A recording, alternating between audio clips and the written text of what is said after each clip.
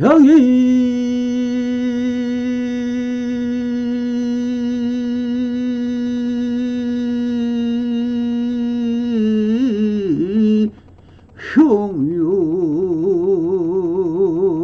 흉유리 삼세 일체불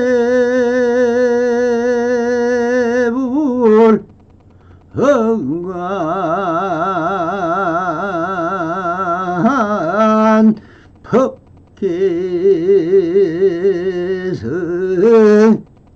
일체가 휴심조더라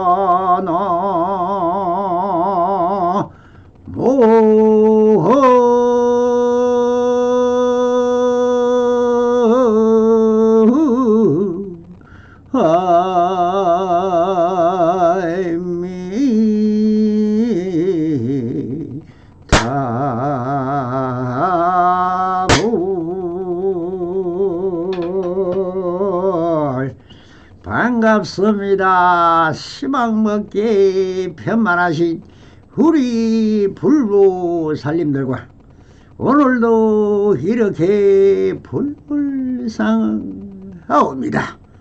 평상심이 도입니다.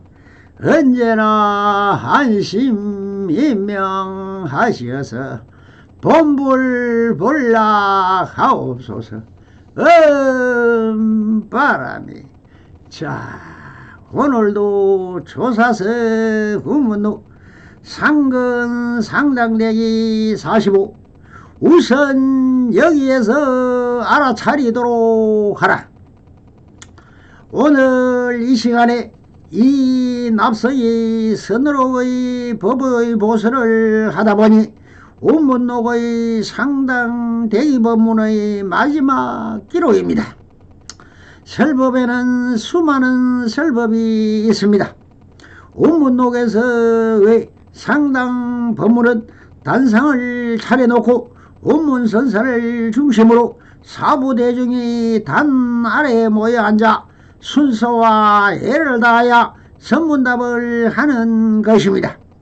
이것 또한 차별상이고 어식불교의 한 가정이다 보니 사실 조작과 절차와 차별적 관계 속에 이루어지는 것입니다. 그러다 보니 이 법문은 대기 법문의 제일 늦게 적혀 있다는 것은 운문선사의 말년에 하신 법문이라고 해야 할 것입니다. 대기 법문 45가지를 기록해 놓은 것은 처음 법문하던 시절부터 평생 동안 하신 설법 중에 1대1로의 그 사람의 건기에 따라 성기방편을 베푸는 대기설법인 것입니다. 이 대기설법은 부처님의 열방경 같은 것이라고 보아야 할 것입니다. 다음 시간에는 실중의호를 보설하겠지만, 그래서 오늘은 대기설법과 차제설법에 대하여 정확하게 하시고 읽으시라고 이런 소리를 하고 있는 것입니다. 상당하여 대중이 모여 앉아 선생께서 주장자를 잡아 세우더니 말씀하셨다 라고 적고 있습니다. 왜 선사들이 주장자는 지팡이입니다. 그럼 설법을 할 때 이 주장자를 잡아 세우고 높이 쳐들고 또 묻는 납성을 때리기도 하고 모두를 쫓아내는 것으로도 사용을 할까요? 법이란 원래 있는 것이 아닙니다. 즉 부유정법입니다. 그러나 설법을 하려면 무엇을 설법하는가? 오직 진여의 실상인 근본 도리를 설파하는 것이죠. 즉 본래 무일물인데 무슨 근본이 있고 도리가 있겠습니까? 그러나 우주가 존재하고 지구가 존재하고 지구에는 산화대지 비감조수 초목총림이 인간과 함께 살아가고 있습니다. 그럼 왜 이러한 생멸변천하면서 살아가고 있을까? 그 근본 실체적 진실은 무엇일까라는 의문에서 출발하였습니다. 불교라는 종교가 존재하는 그 이유는 무엇입니까? 인간은 제일 의심이 무엇입니까? 나는 누구인가? 나는 무엇 때문에 살아가는 것일까? 우주는 어떻게 이렇게 만들어져 있을까? 지금 어떻게 이렇게 생겨났을까? 비검조수 초목청임은 왜 만들어져 있는 것일까 등 수많은 알 수 없는 진실에 대한 궁금함이 모여 이 진리에 대한 의심과 그 진리의 당체는 어디에 있는가? 더하여 진리라는 당체를 규명하기 위하여 과학과 문명이 아무리 발전해 왔지만 그 해답은 찾을 수가 없습니다. 그래서 설법은 상대성인 체와 용이 있어야만 말이 되고 설법이 되는 것입니다. 우문선사가 혼자 아무리 말을 해도 들어주는 상대가 없다면 다 헛소리에 불과할 것이며 대상인 사부대중이 아무리 있어도 당체를 설파하는 선사가 없다면 법회가 되지를 않습니다. 모든 것은 대대법이요 상대성 이론이 되는 것입니다. 그래서 우문선사는 진리의 당체를 설파하기 위하여는 체를 설파해서는 아무도 알아듣지를 못합니다. 그러니 체를 대변할 한 물건을 세우는 것이 주장자입니다. 즉 원문선사의 심체를 대리하는 물건인 것입니다. 그래서 자기의 심체를 대신하여 방편으로 내세우는 것이 주장자인 것입니다. 그리고는 이제 설법이 아니라 첫 향상일구를 설파합니다. 그럴 수밖에 없으니 우선 여기에서 알아차리도록 하라. 그럴 수밖에 없으니라고 하신 것은 진리의 당체는 말로서도 글로서도 마음으로도 밝혀질 수가 없다는 조사선의 근본대인 언어도단 불임문자 심행체미를 내세우면서도 그래서 어쩔 수 없이 방편으로 베푼다는 것을 설파하고 계시는 말씀입니다.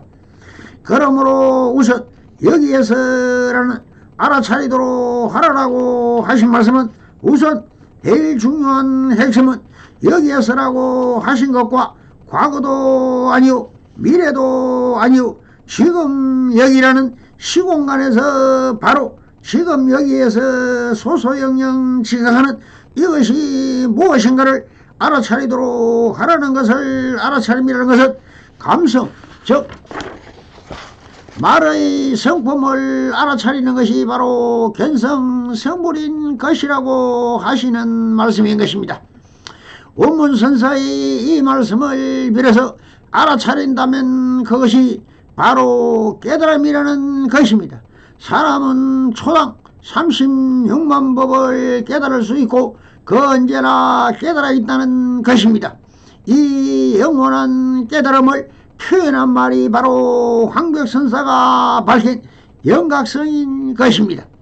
영각성은 신비로울 영자에 깨달을 각자 부처의 성품인 불성을 나타내는 성품 성자를 나타내는 이름인 것입니다. 이 영각성을 드러낼 수 있는 사람이 마음에 통달한 한 물건을 찾은 사람이며 깨달음을 얻은 사람이며 있는 그대로 진리의 당체를 체득한 사람인 것입니다. 그러므로 이 영각성을 밝힌 황벽선사는 중생시불이며 불시 중생이라고 하셔 부처가 따로 있는 것이 아니며 부처와 상대성인 중생이 다 체와 용의 도리와 같이 상대성이 다 깨달아 있는 것이니 이것을 말하여 중생이 있으니 부처가 태어나고 부처가 있으니 중생이 태어나며 중생이 없으면 부처도 없고 부처가 없으면 중생도 없다라는 진리가 성립을 하는 것입니다. 이것이 해능선사가 말씀하니 대대법이며 채용의 도리이며 상대성 이론인 것이 되는 것입니다. 그러니 미물곤척도 붙여요, 돌멩이도 붙여요, 집신도 붙여요, 개구리도 붙인 것입니다. 이것이 절대평내에서 본다면 세상만사 삼천대천세계는 다 불성의 바다이며 불성해라 부르짖고 이 남성이 외치는 것입니다. 이 한마디로 불교의 진리를 다 알았으며 수행도 할 필요가 없습니다. 그러니 인간은 인간이 아니라 본래 본분이며 본래부터 우리가 찾는 본래의 부처라는 것입니다.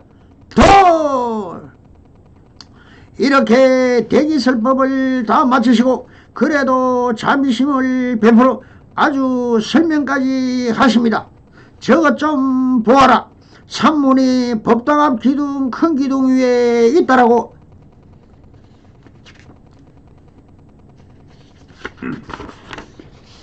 하십니다. 저기를 좀 보아라. 일주문, 천왕문, 불의문이 법당이라는 것과 똑같이 한 물건이 되어 큰 기둥이란 한 물건 위에 있다라고. 차별상도 그대로 절대 평등성적인 것이라며 모든 것은 다 있는 그대로이다라고 하시면서 대기설법을 다 마치시고 그리고는 법자에서 내려왔다라고 하십니다.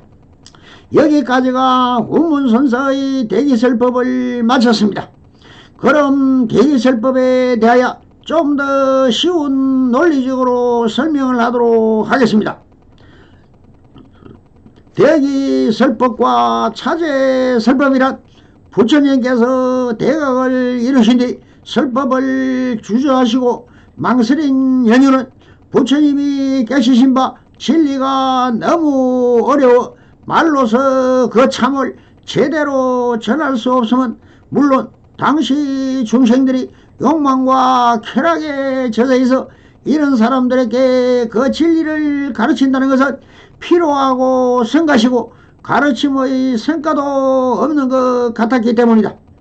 그러나 범천왕 사한파 파티의 근청도 있고 어차피 제 눈에서 안경으로 제 그릇 따라 받아설 일이라 생각하시고 금기 따라 설하시기를 결단을 내리셨습니다. 여기서 금기 따라 설하신다는 말은 곧 대기설법인 것입니다. 그리고 차제설법이란 계단을 오르듯이 낮은 단계에서 높은 단계로 점차적으로 수준을 높여 순서에 따라 가르침을 뜻한다.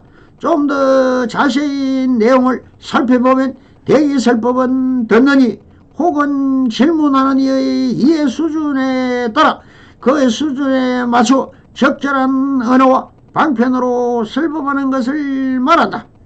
병에 따라 약을 주듯 응병예약이라 가르침을 받는 자의 능력이나 소질에 따라 그의 말맞은 가르침을 설함이 대기설법이다. 탐욕이 많은 이에게는 보시를, 성냄이 많은 이에게는 인욕을, 제잘난 채 하는 이에게는 하심을, 악업을 많은 이에게는 선업을, 이와 같이 상황 건기에 맞게 설하는 대기설법인 것입니다. 이를 건기설법, 수기설법, 수의설법, 방편설법이라고도 합니다. 우리가 경전을 보면은 당혹스러울 때가 들어 있습니다. 불경에 상호 못 손대는 경우가 있기 때문입니다. 대표적인 것이 영혼과 윤회의 질문에 대해서 침묵할 경우라든지 혹은 여기에선 이렇게 이야기하고 저기에선 다르게 이야기한다든지 하는 그런 경우가 있습니다.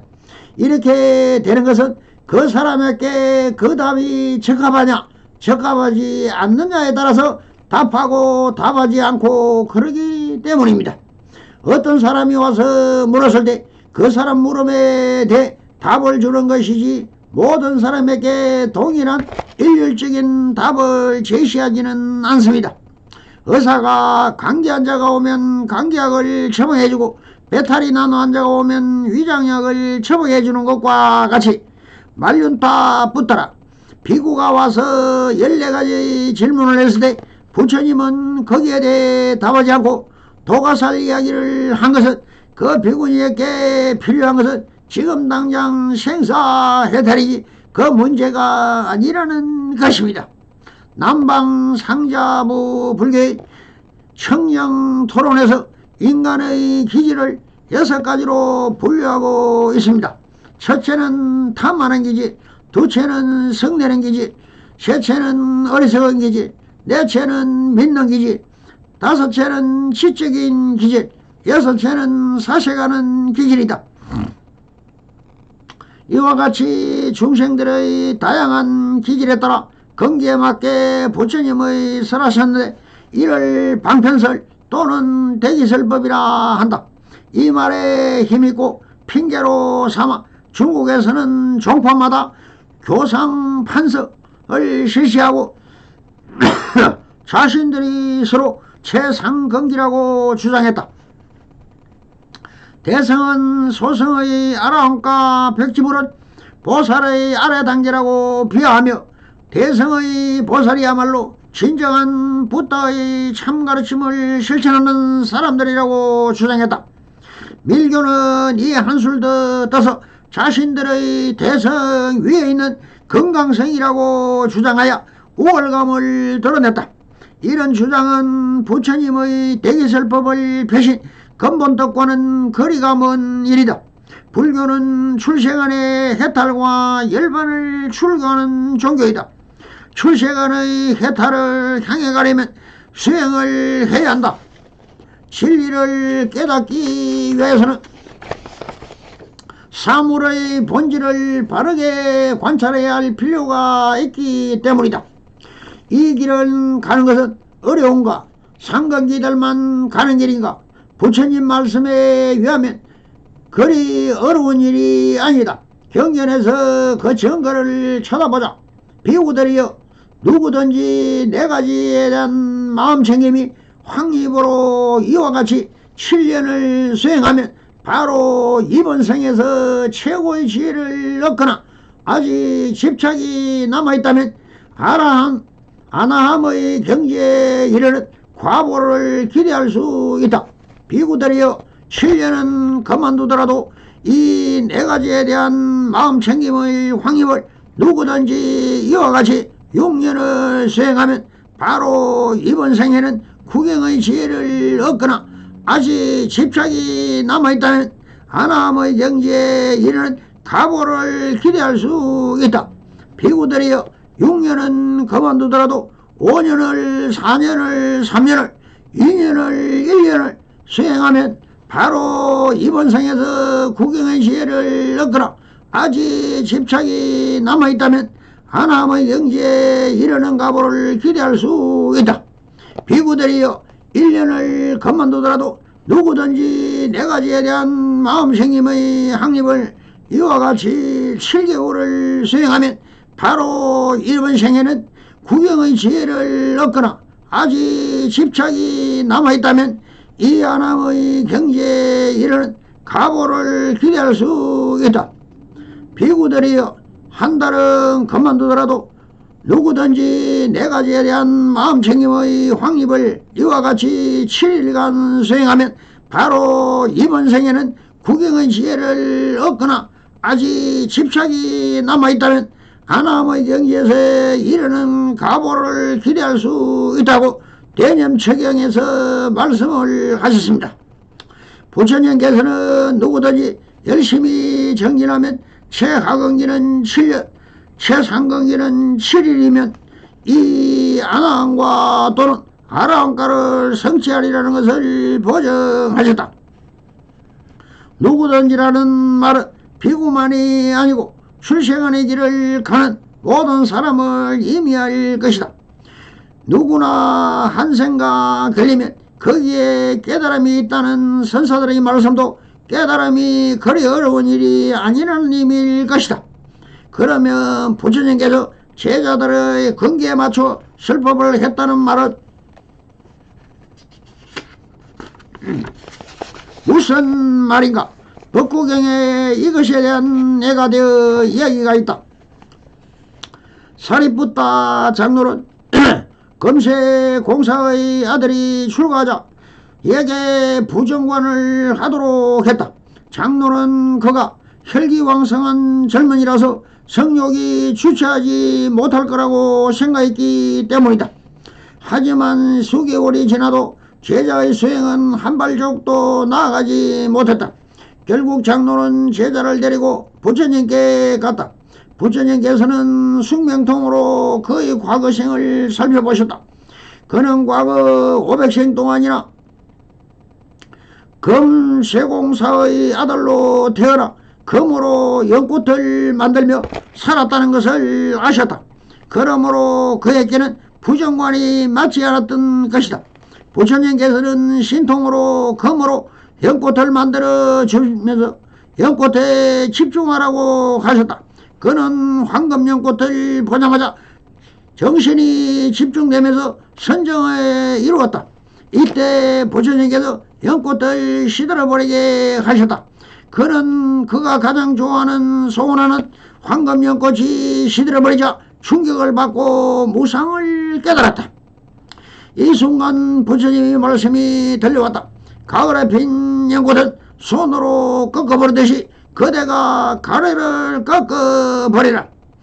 부처께서 가르치신 잎바나 열반 그 평화로 가는 길을 닦아라.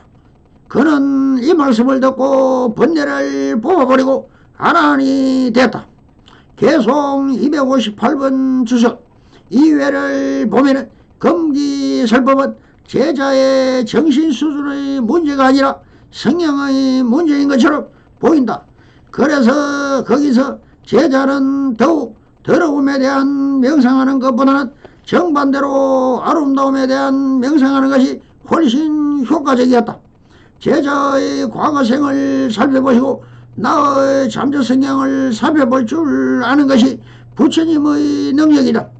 당신은 수행해도 깨달을 수 없으니 기도나 하라라고 말하니 불자들의 의지를 사정없이 꺾어버리는 사람은 부처님의 가르침을 훼손하는 일이며 불교를 망치는 일이며 부처님의 가르침을 무엇인지조차 모르는 사람이다.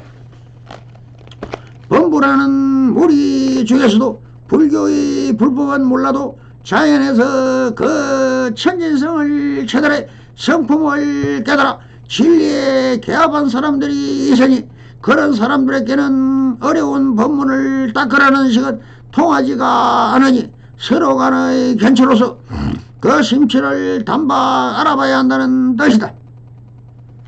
그리고 부처님이 가르침을 펴신 법문을 통틀어 84,000 법문이라고 한다. 그 84,000 법문이란 한량없이 많다는 말이다. 부처님의 중생을 가르칠 때에는 듣는 사람 경지나 가르치는 시기, 생활 환경 등에 따라서 온갖 방편을 다 하셨기 때문에 그 가르침을 한량이 없다. 그래서 무량이라고 한다. 무량이라는 뜻은 이루다 말할 수 없는 많은 가르침을 말한다. 부처님의 방편설법은 한량이 없다는 말이다. 그 많은 것 중에 잘 골라 써야 한다. 차제설법. 차제설법이란 상대가 이해하기 쉽고 받아들이기 쉬운 순서에 따라 차례대로 성숙시켜 가면서 행하는 설법을 말한다. 부처님은 낮은 단계에서 높은 단계로 수준을 높여가며 가르침을 펴신다고 했다. 예를 들면 부처님께서는 제가 불자에 대한 설하신 가르침의 시작은 시론, 괴론, 생천론, 죄요의 과한, 출리의 공덕, 자제의 순서에 따라 설법하셨다. 초기 경전 아한경에서 흔히 볼 수 있는 시론, 괴론, 생천론의 단계적 설법은 제가 신도의 수행법 중에 하나로 부처님께서 상식적인 업보설을 믿는 것은 믿지 않는 사람들을 교하기 위해서 인과의 도리를 설한 것으로 사성제를 설하기 위해 기초를 마련하기 위해서 이를 설하셨다. 시론이란 보시론의 준말로서 보시에 대한 가르침이다. 즉 공공한 자에게 먼저 옷과 음식을 베풀려는 것이다. 계로는 계율에 따라 가르칩니다. 생물을 죽이지 않고 사악하고 간음을 범하지 않고 거짓말을 하지 않고 도둑질을 하지 않고 제멋대로의 행위에 빠지기 쉬운 음주 등을 상가는 5계를 지키라는 것이다. 생천노는 복을 지으면 하늘에 난다는 가르침이다. 즉 보시와 지계로서 선업을 사은 결과 사후에는 천계에 태어나서 행복한 생활을 영위할 수 있다는 것이다. 곧 모든 사람에게 베풀고 베풀 줄 알고 개인적으로는 윤리규범을 준수해야 되는데 그렇게 해야만 그 보답으로 좋은 세상에 태어날 수 있다는 가르침이다. 그러한 선업의 결과로 천계에 태어나 행복한 삶을 영위할 수 있다는 것을 생천론이다. 사후에 천계에 태어날 수 있는 생천론은 당시 인도의 일반 민중들 사이에서 널리 신봉되고 있었던 사상이므로 부처님은 이처럼 사람들에게 처음부터 난해한 교리를 설한 것이 아니라 길잡이로서 우선 일반적인 도덕론을 설했던 것이다. 그러나 이는 단순한 수단이 아니라 다음 단계로 나아가는 바탕이다. 궁극적으로 깨달음까지 이르는 근본 바탕이 된다는 점은 간과해서는 안 된다.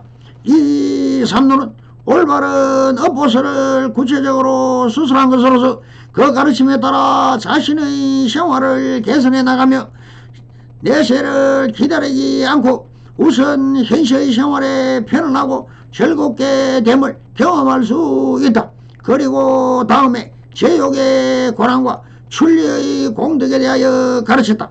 제욕의 권이란 여러 감각적 쾌락의 욕망이 지나치게 그에 따른 위험과 타락과 오염이라는 허물에 대해 설하셨다. 출리의 공덕이란 세간의 욕구를 여기는 것에 대한 공덕의 가르친 것이다. 불교는 상식과 일반 윤리를 기초로 삼고 있다.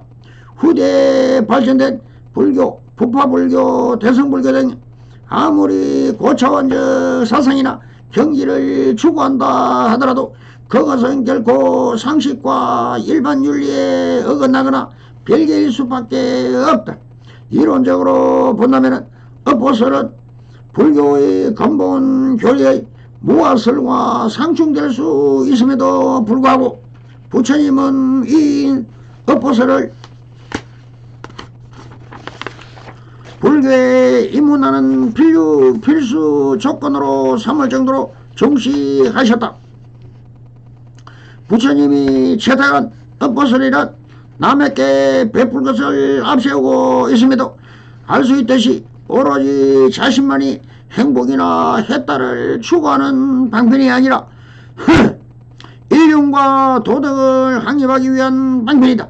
이러한 기초 위에서 자신의 정신적 발전을 추구할 수 있다고 보는 것이 부처님의 입장이다.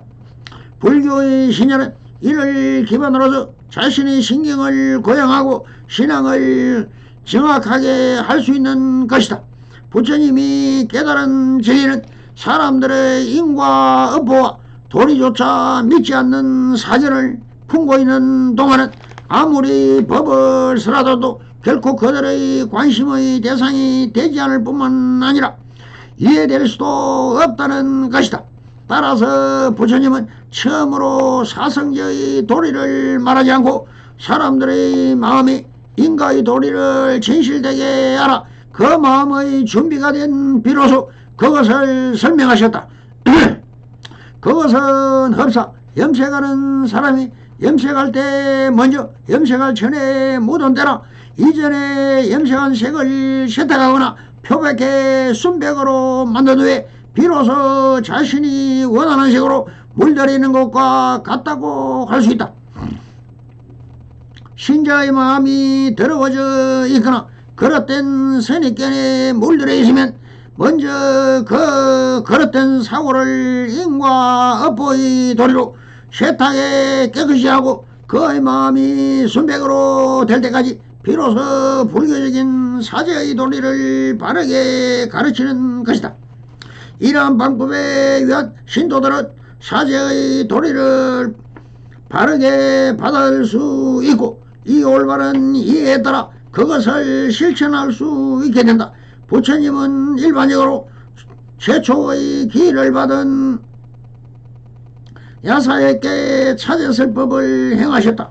그리하여 야사가 부처님 가르침을 따르려는 마음상태가 되어 있고 잘 받아들이려는 마음상태가 되어 있고 장애 없는 마음상태가 되어 있고 신명난 마음상태가 되어 있고 밝고 청정한 마음상태가 되어 있음을 알았으므로 부처님은 최상설법 민사성제에 대한 단말을 설하셨다. 그리하여 야사는 마치 때없는 하얀 천에 물이 들듯 먼지도 없고 때가 없는 법안을 얻었다. 이와 같이 알기 쉬운 순서로 그리고 성숙시키며 가면서 차례대로 법을 설하는 것을 차제 설법이라 한다. 이러한 방식이 설법을 통해 야사의 부모와 친구들도 교화했다. 그래서 야사의 아버지는 마치 넘어진 것을 일으켜 세우듯이 길 잃은 자에게 길을 가르쳐 주듯이 어둠 속에서 길을 밝히고 눈 있는 자는 와서 보라고 하듯이 부처님께서 갖가지 방편으로 법을 밝혀 보이셨습니다. 라고 했습니다. 이런 차제설법은 왜 처음 정립된 설법의 방식으로서 중요한 이의를 지닙니다. 처음 깨달음에도 단계가 있습니다. 부처님은 처음부터 사성제를 설하지 않았다. 입문자에게는 보시하고 지게하고 하늘나라에 태어나는 가르침부터 설했다. 이를 부처님의 차제 설법이라 했다. 이는 부처님이 안한다야 나는 순수에 맞는 설법을 하겠다 라고 말씀하신 것에서 알 수 있습니다. 그렇다면 순수에 맞게 설한다는 것은 구체적으로 무엇을 말할까?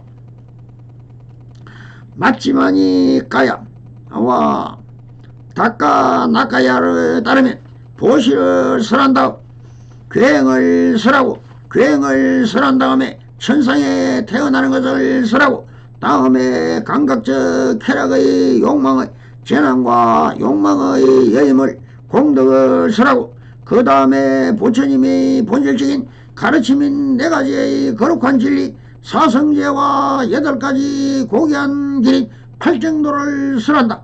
마지막으로 갈수록 윤리적인 것보다 수성한 수행적 관점을 설하는 것으로 되어 있다. 부처님은 처음부터 사성제를 설하지 않았다. 아직 가르침을 받을 준비가 되어 있지 않기 때문이다. 그 대신 도덕적이고 윤리적 가르침부터 설한 것이다. 그것이 보시와 지게이다. 시계 생천의 가르침을 말한다고 아미사는 설파하고 있다. 성불이년 맺어소서. 바람이 감사합니다.